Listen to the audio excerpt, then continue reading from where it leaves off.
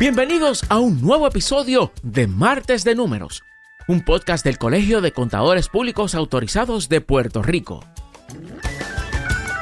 Las declaraciones aquí vertidas son para propósitos educativos exclusivamente y no tienen como fin ni deben considerarse como una consulta contributiva, legal o de contabilidad.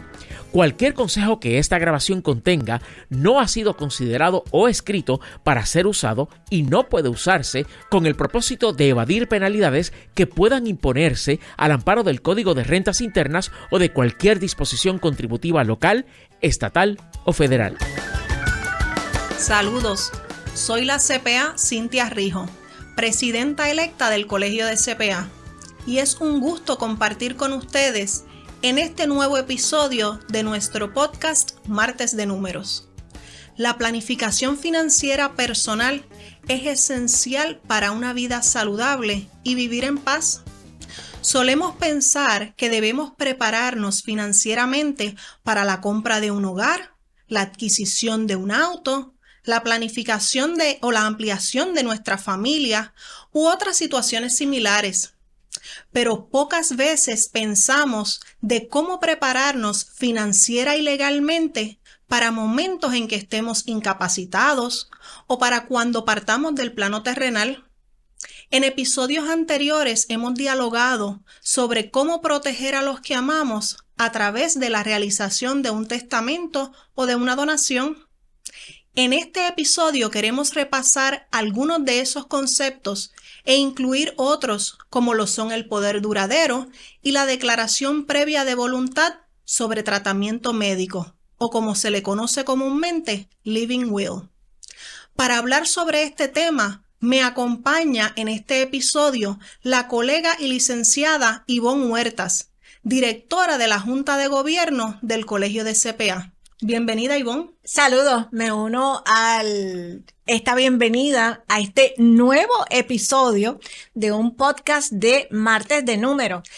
Antes de comenzar, los invitamos a compartir este episodio y los anteriores con las personas con discapacidad auditiva y con aquellos que no hablan español. Ellos también pueden beneficiarse de esta conversación utilizando la opción de subtítulos. Para iniciar este diálogo, Ivonne, me gustaría que le explicaras a nuestra audiencia qué es un testamento y por qué es importante tener uno. Bien, me parece que la pregunta es muy apropiada para los tiempos de nueva normalidad que estamos viviendo. Fíjate que en Puerto Rico tenemos una población donde las personas de 60 años o más representan ya un 30% del total de la población. ¿Y qué está pasando? Está ocurriendo que lo que esperaríamos fuera una pirámide donde en el fondo, en la base, tenemos a unos jóvenes que son los que sostienen el sistema social. Esa pirámide se está invirtiendo, así que eso significa que somos muchos los de edad madura que debemos ir ya preparándonos para tomar decisiones relacionadas a nuestro testamento, a nuestro poder duradero y al Living Will. En el año 2023, ¿qué tú crees que pasó? Nacieron 17.772 bebés vivos. Y ese mismo año fallecieron 33.423 personas. Evidentemente, con una tendencia como esa, debemos estar preparándonos, ¿no?, con esta mente de planificación hacia lo inevitable. Ivonne, te pregunto, ¿cómo puede un poder duradero proteger nuestros intereses, no solo financieros, pero también los personales? Pues fíjate, estábamos presentando este podcast como la combinación de una discusión del testamento, del poder duradero y del Living Will. Empiezo con el testamento. ¿Quién puede testar? Puede testar una persona que tenga más de 14 años, si se trata de un testamento abierto, o que tenga 18 años para testar bajo un testamento hológrafo.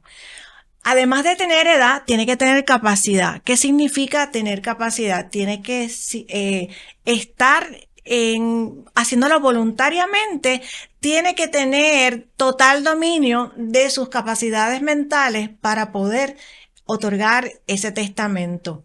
¿Qué es ese testamento, verdad? Porque quizás muchas personas no saben lo que es el testamento. Se trata de la última voluntad, que es un negocio jurídico, que es solemne, que es personalísimo. ¿Qué significa eso? Nadie más tiene que intervenir en la toma de decisiones de esa última voluntad, de ese testamento. Es unilateral, soy yo solita, es revocable y... ¿qué yo estoy haciendo? Estoy disponiendo de mis bienes materiales, que pueden ser inmuebles o que pueden ser bienes muebles. Así que fíjate que ese testamento me va a permitir a mí determinar dentro del Código Civil, ¿verdad?, que se puso en vigor en noviembre 28 del 2020, nos permite tomar decisiones de a quién nosotros queremos beneficiar, de si tenemos personas incapacitadas entre nuestros herederos, cuáles son las directrices que nosotros queremos incluir en ese testamento sobre esa persona incapacitada. Y son muchísimas cosas más, ¿verdad?, que podemos incluir en el testamento. Nos vamos al poder duradero. El poder duradero va a permitir que una persona en quien yo tenga confianza, ¿qué va a hacer? Esa persona me va a representar a mí ante instituciones financieras, instituciones de gobierno, agencias, ¿verdad?, que tengan que regular nuestras vidas, hospitales, servicios médicos. Ese poder duradero no es como cualquiera otro.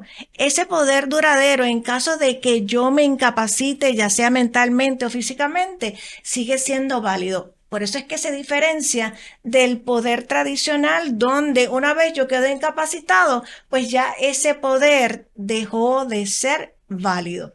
Correcto. Ivonne, y a son de repaso, es importante que la gente sepa cuándo es que uno y otro entran en vigor. Hay mucha gente que decide no hacer testamento porque piensan que le pueden quitar, ¿verdad?, sus bienes, pero este testamento no tiene ningún tipo de validez hasta tanto la persona fallece, ¿verdad? Claro, el testamento se activa cuando la persona fallece. Esa última voluntad entra en vigor después que fallece la persona.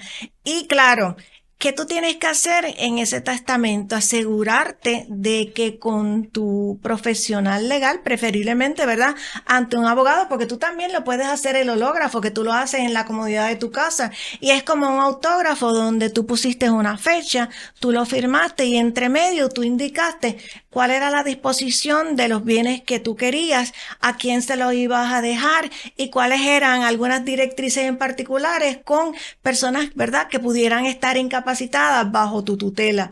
Así que el testamento entra en vigor una vez tú falleces, pero en el caso del poder duradero, una vez se otorga, ya desde ese momento el poder entra en vigor. Es interesante porque tú lo que estás comentando es que son unas instrucciones que uno deja para cuando uno fallezca, ¿verdad? Y ese es el testamento. Decía una profesora muy querida y respetada mía que el testamento era para todo aquel que le gustaba mandar en vida, poder seguir mandando después de muerto. Esa es una buena descripción, me parece muy apropiada. Mira, Ivonne, y te pregunto, ¿cómo nos pudieras describir las diferencias entre un testamento y lo que conocemos como un living will o esas directrices anticipadas de tratamiento médico? Fíjate que la pregunta es bien interesante y muy oportuna. Estamos hablando de que el testamento yo lo voy a otorgar para que entre en vigor una vez yo fallezco. ¿Y qué es lo que representa este negocio jurídico?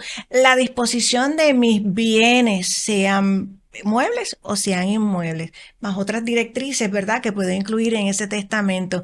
Pero en el caso del poder, de el living will, esas son las directrices que yo estoy diciendo en vida, de que en caso de yo tener una enfermedad que sea catastrófica, que me deje incapacitado de yo expresar mi voluntad, que me deje en estado vegetativo, que va a ser ese living will, va a indicarle al hospital, a los médicos y a cualquier personal, ¿verdad?, que se encuentre asistiéndome, cuáles son mis intenciones de si yo quiero continuar viviendo de manera artificial o si yo no deseo continuar viviendo artificialmente y permitirme que el flujo natural, ¿verdad?, de lo que me está ocurriendo a mí como persona, pues siga su curso normal. Fíjate que esta ley que se estableció, lo que intenta proteger es la dignidad de las personas, evitar que sufran abuso a su intimidad, ¿verdad? Y que en ese momento de incapacidad la persona no se pueda defender, que el médico, todos aquellos que están asistiéndolo a la persona sepan cuál es mi deseo. ¿Quiero prolongar mi vida? Haz todo lo que sea posible. No la quiero prolongar. Quiero que el curso normal de lo que me está ocurriendo se siga. ¿Y qué recomendación tú darías para que esa voluntad de la persona en estado, ¿verdad?, como decimos, están en una incapacidad de poder decidir sobre su tratamiento médico? ¿Qué recomendaciones tú das para que ese deseo se pueda cumplir? Y particularmente una pregunta compuesta, ¿en qué documento tú recomiendas que se lleve a cabo este living will? ¿Sería dentro de un testamento? ¿Sería en un documento aparte?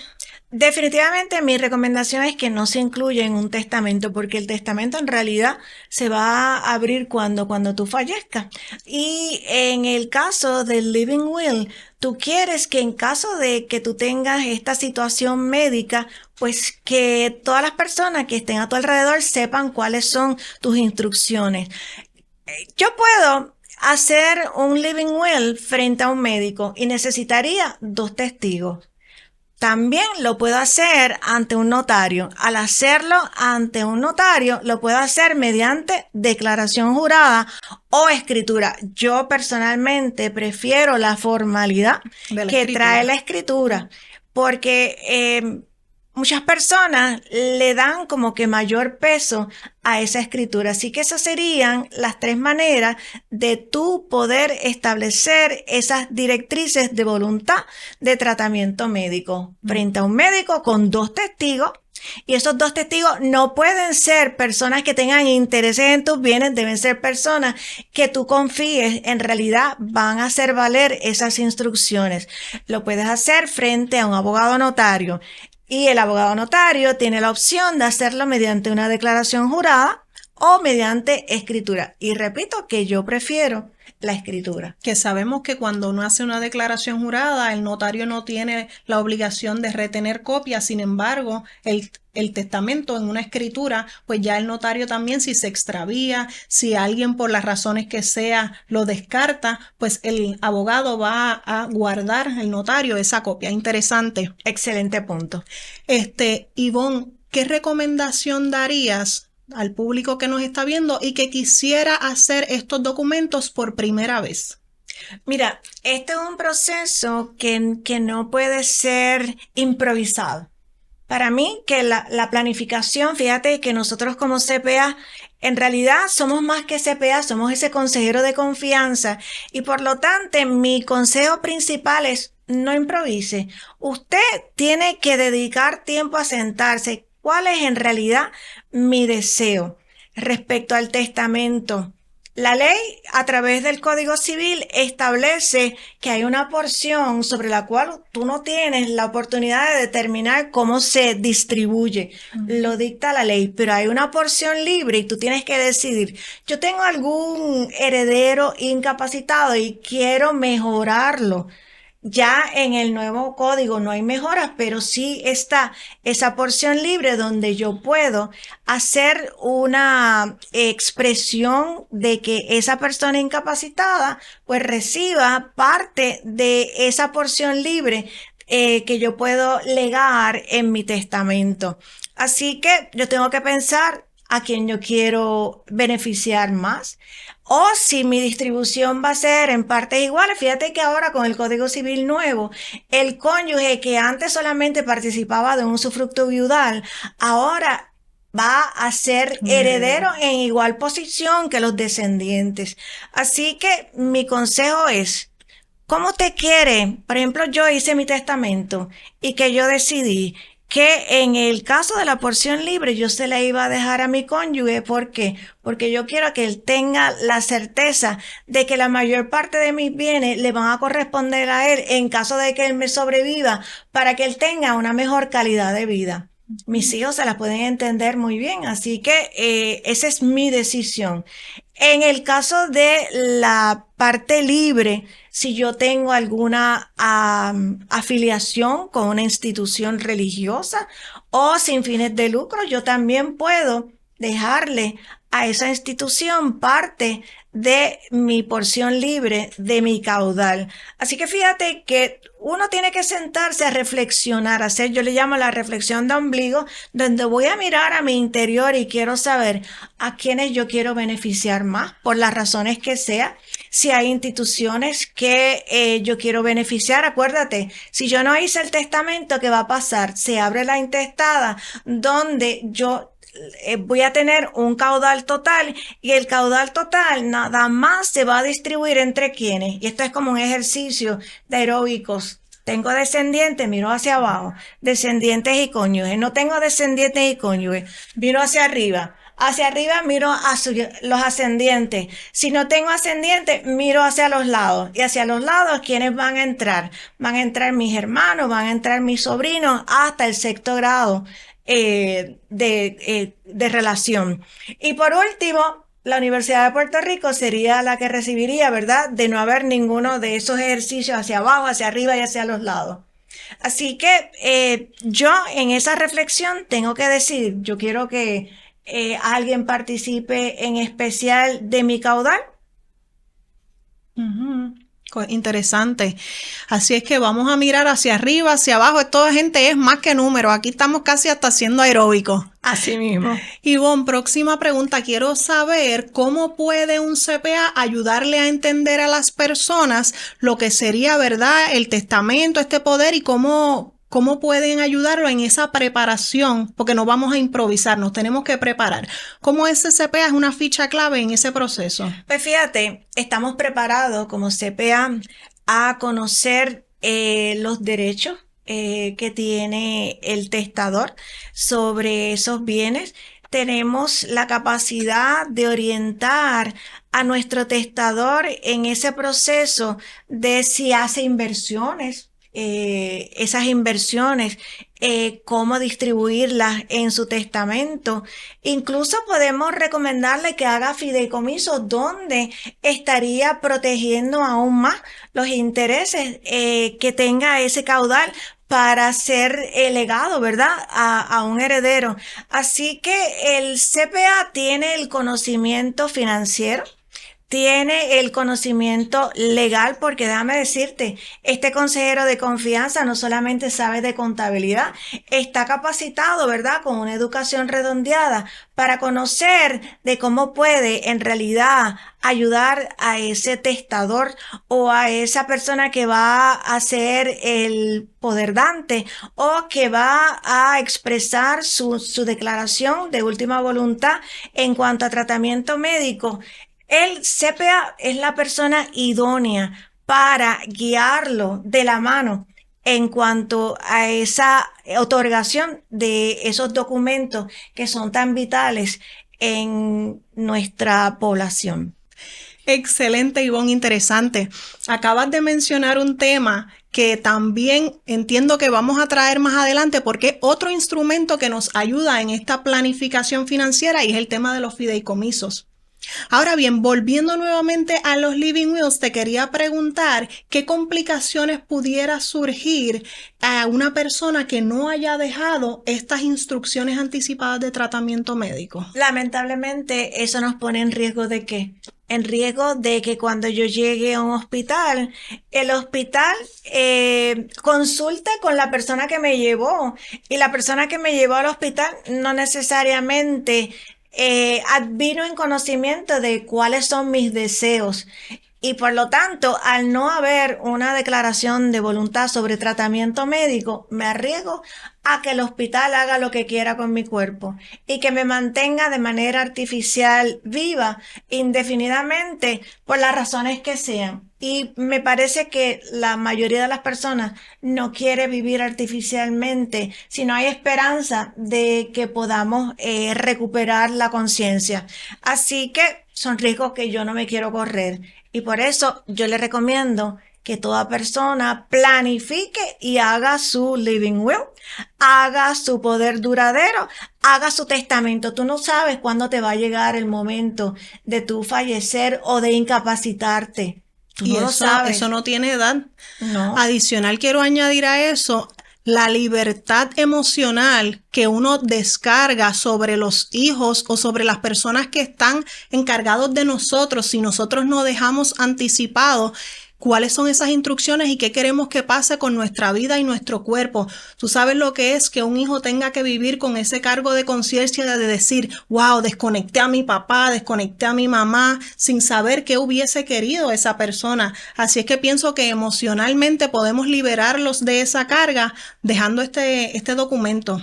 Son decisiones todas muy emocionales y qué bueno que tú mencionas ese aspecto de las emociones que corren muy fuerte al momento de un testamento, al momento de un poder duradero, al momento de un living will. Fíjate que el otro día estaba esta persona que venía a hacer un testamento y ¿qué tú crees? Se cae, se rompe la muñeca, lo llevan al hospital y lo enyesan. Cuando se supone que viene a la oficina para otorgar su testamento, estaba alucinando. De pronto, una persona que creíamos que iba a poder otorgar su testamento no lo pudo hacer. Tampoco tenía un poder duradero. Así que nos sobrevienen estos inesperados, estas sorpresas inesperadas. No estamos preparados. Así que hoy es cuando debemos hacer ese testamento, ese poder duradero y ese living will. No es mañana, es hoy. Excelente, Ivonne. Te pregunto ya para ir recapitulando, ¿nos pudieras compartir alguna experiencia en donde la falta de un testamento o un living will haya complicado la situación para los familiares del paciente? Entiéndase, de la persona que no dejó sus instrucciones por anticipado. Sí, te comento que esta pareja convivió por 30 años, nunca se casaron y tenían intenciones de casarse. ¿Y qué pasó? Que estaban de viaje cuando le sobreviene un ataque al corazón a él y entonces fallece. ¿Qué tú crees? Por no estar casado y por no tener el living will, tuvieron el cadáver por varios meses porque tenían que esperar a que the next of kin, o sea, que era un hermano que vivía en Puerto Rico, pudiera autorizar el movimiento del cadáver.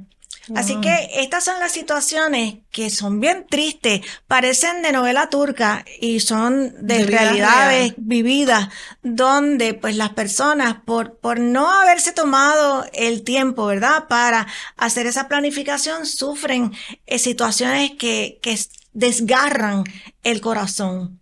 Así lamentable. Que no es para mañana, es hoy ya usted vaya planificando. Y las incapacidades y la muerte no tienen edad. No tienen edad. En cualquier momento, lo único que necesitamos es estar vivos. Exactamente. Ivonne, gracias por aceptar nuestra invitación y compartir con nuestra audiencia esta valiosa información que tan necesaria es para todos. A nuestros seguidores los exhortamos a suscribirse en nuestras cuentas en las redes sociales. Estamos en Facebook, LinkedIn, Instagram y X. Nos encuentran como Colegio CPA PR. Recuerden que los episodios anteriores están disponibles en YouTube, Spotify, Apple Podcast, Google Podcast, entre otras plataformas digitales. Ivonne, ¿tú querías mencionar algo antes de irnos? ¡Oh, sí! No se olviden, tenemos que en la Semana del Contador, que es en mayo, vamos a continuar hablando de este tema tan importante. Lo haremos de una manera expandida, donde volveremos a tocar los testamentos, hablaremos del testamento hológrafo, hablaremos del testamento abierto, hablaremos del poder duradero, cómo se diferencia del poder tradicional, cuándo es que este deja de tener vigor, y hablaremos del living will. Así que los esperamos, Semana del Contador, mayo, no te olvides, únete a nosotros, como dijo aquí nuestra querida Cintia Ríos, presidenta electa del Colegio CPA. Gracias, Ivonne. Los esperamos en nuestros próximos episodios porque los martes son martes de números. Hasta entonces. Gracias por escuchar este episodio de Martes de Números, un podcast del Colegio de Contadores Públicos Autorizados de Puerto Rico. Las declaraciones aquí vertidas son para propósitos educativos exclusivamente y no tienen como fin ni deben considerarse como una consulta contributiva, legal o de contabilidad. Cualquier consejo que esta grabación contenga no ha sido considerado o escrito para ser usado y no puede usarse con el propósito de evadir penalidades que puedan imponerse al amparo del Código de Rentas Internas o de cualquier disposición contributiva local, estatal o federal. Conexión a Internet para este podcast provista por nuestro auspiciador, Aeronet.